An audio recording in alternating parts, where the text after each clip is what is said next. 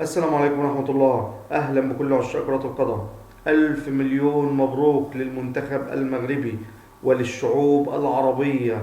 فرحة ما بعدها فرحة. المنتخب المغربي يكتب التاريخ بأحرف من نور ويتأهل لنصف نهائي كأس العالم 2022 كأول منتخب عربي ومنتخب إفريقي يصل لهذا الدور. طبعا يا جماعة كلنا فرحانين، وزي ما أنا قلت قبل كده احنا كعرب عندنا الادوات وممكن نصنع المعجزات ونصنع المستحيل بمزيد من الايمان في قدرتنا والتوفيق. قدراتنا يا جماعة ملهاش حدود، ولكن محتاجين نثق في نفسنا زي ما حصل مع المنتخب المغربي. المنتخب المغربي يكتب التاريخ فعلا. اقوى دفاع في كأس العالم، لم يدخل مرماه إلا هدف واحد في مباراة كندا.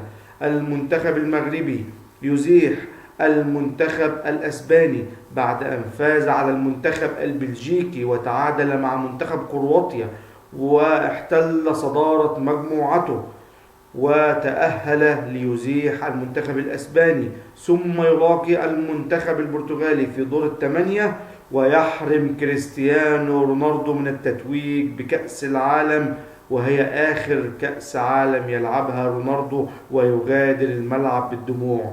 المنتخب المغربي حقق للعرب ولإفريقيا ما لم يتحقق من قبل. زي ما قلنا يا جماعة، احنا كعرب عندنا قدرات ونقدر نعمل الكثير ونقدر نصنع المعجزات، ولكن بمزيد من الإيمان في قدراتنا ومزيد من العمل الجيد والعمل على الطريق الصحيح. وليد الركراكي ولاعبي المنتخب المغربي ما زال هناك الكثير يا جماعة. ما نخبيش عليكم، احنا سقف طموحاتنا علا. ايه يعني هنلاعب المنتخب الفرنسي؟ نقدر ان شاء الله نزيح المنتخب الفرنسي بطل العالم ونصعد للمباراة النهائية، وليه لا ما نتوجش بكأس العالم؟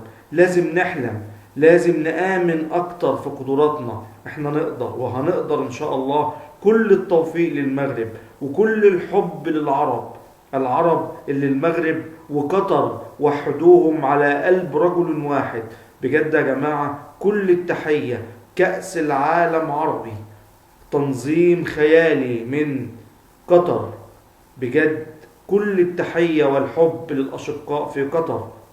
شفنا جمال وحلاوة الجمهور السعودي، شفنا روعة الجماهير التونسية، الجماهير الفلسطينية، الجماهير المصرية العربية.